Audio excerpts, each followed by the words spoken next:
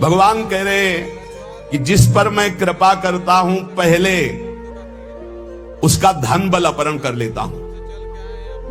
ये धन बल अपहरण कर लेता हूं। जब वो निर्धन हो जाता है तो सगे संबंधियों का अपहरण कर लेता हूं।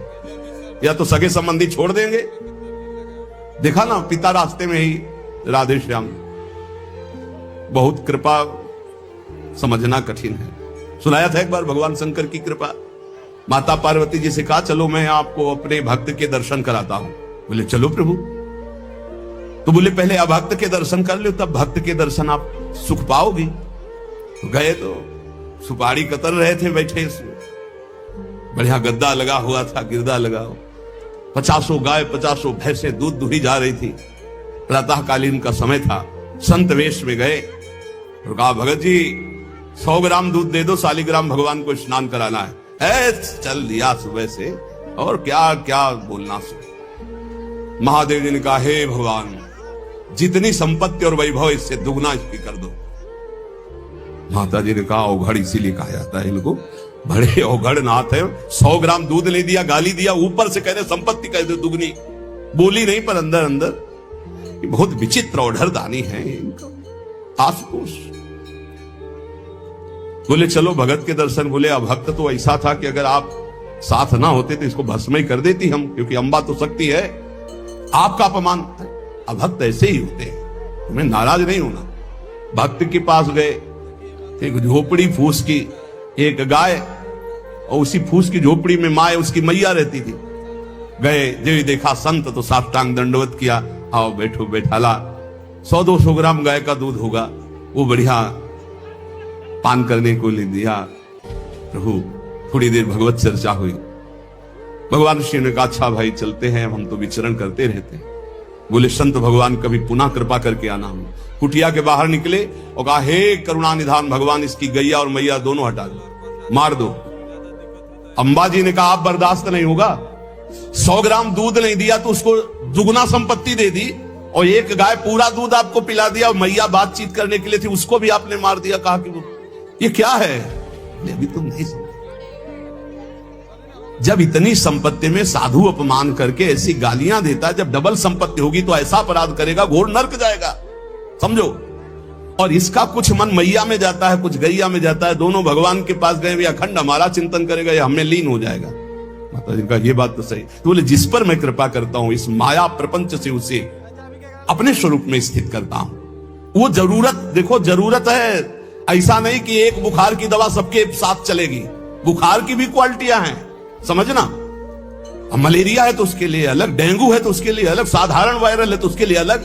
हम लोग साधारण बुखार वाले हैं, चिंता मत करो। ऐसे हाई इंजेक्शन नहीं लगेंगे जैसे त्रिपुरदास जी के लगे, या प्रहलाद जी के लगे, या नरसिंह मेहता जी के लगे, या मीरा जी के लगे। अपने लोगों के नहीं लगेंगे। बहुत ऐसे वायरल, जैसे ऋतु का बुखार है ना, अपने लोग ऐसे बुखार के मरीज हैं। डेंगू वाले नहीं है कि भर्ती हो जाए, प्लेटें कम हो रही। डरना मत। अलग अलग बुखार की जैसे दवा, ऐसे अलग अलग भक्ति की स्थिति की परीक्षा होती है। अब इसकी स्थिति क्या होगी वो तो जगत पावन करने वाले भगवान ये देखते हैं। बहुत सुंदर बात है ये, अगर समझ में आ जाए। भगवान अंधकार का नाश कर देते हैं, भगवान स्वप्न का नाश कर देते हैं। ये सब स्वाप्निक जगत है। अब मोह ममता से युक्त इसलिए डर जाओगे, तो हम कह रहे हैं तुम्हारे साथ ऐसा होगा ही नहीं, क्योंकि तुम उतनी स्थिति के ही नहीं हो। डरना मत, सच्ची मानिए। क्या चक्रवर्ती सम्राट अम्बरीश जी भगवान के भक्त नहीं है? ध्रुव जी भगवान के लिए भजन करने के लिए गए तो आज ऐसा पद मिला कि त्रिभुवन में किसी को नहीं। सुदामा जी को दरिद्रता प्राप्त थी और सुदामापुरी की रचना हो गई, जैसे द्वारिकापुरी की रचना। आप हमारे श्री कृष्ण के प्रति ऐसा ना सोचे, ये जो कह रहे हैं बड़ी गुप्त बात है। उसके अंदर के ममत्व का नाश कर देते हैं, उसके अंदर के अज्ञान का नाश कर देते हैं। क्या आप अपने अज्ञान का नाश करवाना नहीं चाहेंगे? यहां अज्ञान की वृत्ति के नाश की बात। आप ऐसा मत सोचिएगा। और आज तक कोई भक्त आपको भिखारी नहीं मिलेगा। आप ध्यान दीजिएगा, पुरुष से लेकर के जहां दृष्टि डालिए, जहां भक्तों को आपके 4 घर में लोग होते हैं, उनके भोजन की व्यवस्था में आप चिंतित रहते हैं। समझ? जब हम मांग के खाते थे तो भूखे रह जाते थे, और जब भरोसे पे हैं तो 300-400 लोगों का बाल भोग, राज भोग और शयन भोग अपने आप हमारे प्रभु पूरा करते। तो हरिष्य धनम, तुम्हारा घर कितना बड़ा है, हमारे घर में कितने बैठे देख लो। घबराना मत, इसलिए हम कह रहे डरलावत अब इसीलिए कह रहे हैं, नहीं तो आपको लगेगा भगवान कह रहे यस्याम अनुग्रहणामि हरिष्ये तद धनम, ये धन ही हर जाएगा तो अब हमारे भक्ति का मतलब क्या रहेगा? नहीं, इसका मतलब है अज्ञान का नाश हो जाना, तम का नाश हो जाना, माया मोह का नाश हो जाना। क्या आप दुख का नाश नहीं करवाना चाहेंगे? ये भक्ति दुख का नाश करके सर्वतोभावेन महासुख प्रदान करने के लिए है। ततो धनम त्यजन्त्यस्य स्वजनाः दुख दुखितम, भगवान कह रहे हैं फिर उसके परिवार वाले उससे प्यार नहीं करते। क्या झूठे प्यार में फंसे रहकर जिंदगी गंवाना चाहोगे? क्या आप ये नहीं जानोगे कि तुम्हें कोई प्यार नहीं कर रहा? क्यों झूठ में जीवन व्यतीत करना चाहते हो? सच्ची कोई प्यार नहीं कर रहा, कोई प्यार अपने सुख के लिए प्यार कर रहा है, कोई तुम्हें प्यार नहीं कर रहा। तो भगवान कह रहे हैं मैं परिवार से भी उदासी पैदा, कोई उसको प्यार नहीं करता। असलियत में आ गई बात कि कोई प्यार नहीं करता।